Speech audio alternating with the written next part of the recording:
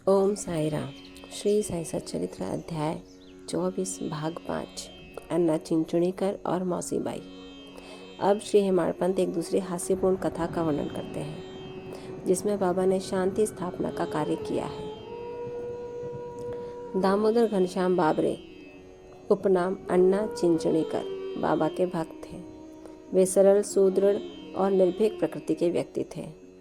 वे निडरतापूर्वक स्पष्ट भाषण करते और व्यवहार में सदैव नगद नारायण से थे। यद्यपि व्यवहारिक दृष्टि से वे रूखे और असहिष्णु प्रतीत होते थे, परंतु अंतःकरण से वह कपटहीन और व्यवहार कुशल थे। इसी कारण बाबा उन्हें विशेष प्रेम करते थे। सभी भक्त अपनी अपनी इच्छानुसार बाबा के अंग अंग को दबा रहे थे। बाबा का हाथ कठड़े पर रखा हुआ था और दूसरी ओर एक वृद्ध विधवा उनकी सेवा कर रही थी, जिनका नाम वेणुबाई कौजलगी था।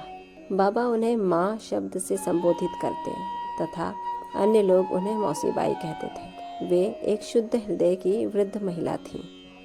वे उस समय दोनों हाथों की उंगलियां मिलाकर बाबा के शरीर को मसल रही थी। जब वे बलपूर्वक उनका पेट दबाती तो पेट और पीठ का प्रायः एकीकरण हो जाता था। बाबा भी इस दबाव के कारण यहाँ वहाँ सरक रहे थे।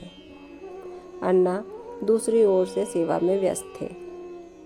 मौसीबाई का सिर हाथों की परिचालन क्रिया के साथ नीचे ऊपर हो रहा था। जब इस प्रकार दोनों सेवा में जुटे थे तो अनायास ही मौसीबाई का मुख अन्ना के अति निकट आ गया। मौसीबाई विनोदी प्रकृति की होने के कारण ताना देकर बोली कि यह अन्ना बहुत बुरा व्यक्ति है और ये मेरा चुंबन करना चाहता है।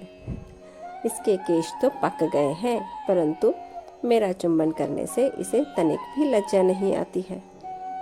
ये सुनकर अन्ना क्रोधित होकर बोले, तुम कहती हो कि मैं वृद्ध और बुरा व्यक्ति हूँ? क्या मैं मूर्ख हूँ? तुम खुद ही छेड़खानी करके मुझसे झगड़ा कर रही हो। वहाँ उपस्थित सब लोग इस विवाद का आनंद ले रहे थे। बाबा का स्नेह तो दोनों पर था, इसलिए उन्होंने कुशलतापूर्वक विवाद का निपटारा कर दिया। वे प्रेम पूर्वक बोले, अरे अन्ना, व्यर्थ ही क्यों झगड़ रहे हो? मेरी समझ में नहीं आता कि माँ का चुंबन करने में दोष ही क्या है। बाबा के शब्दों को सुनकर दोनों शांत हो गए और सब उपस्थित लोग जी भर कर ठहाका मारकर बाबा के विनोद का आनंद लेने लगे। बाबा को अपने मस्जिद माई में सभी को कुशलपूर्वक देखते हुए, हंसते गाते हुए देखकर बहुत खुशी होती थी और साथ ही साथ वो खुद भी आनंद लिया करते थे। इसी के साथ ये अंश यहीं समाप्त होता है। कल अगला अंश भाग 6 में बाबा की भक्त परायणता पर अध्ययन होगा। तब तक ओम साई राम। बाबा आप सब पर कृपा रखें, आपको आशीर्वाद दें और कष्टों से दूर रखें। ओम साई राम।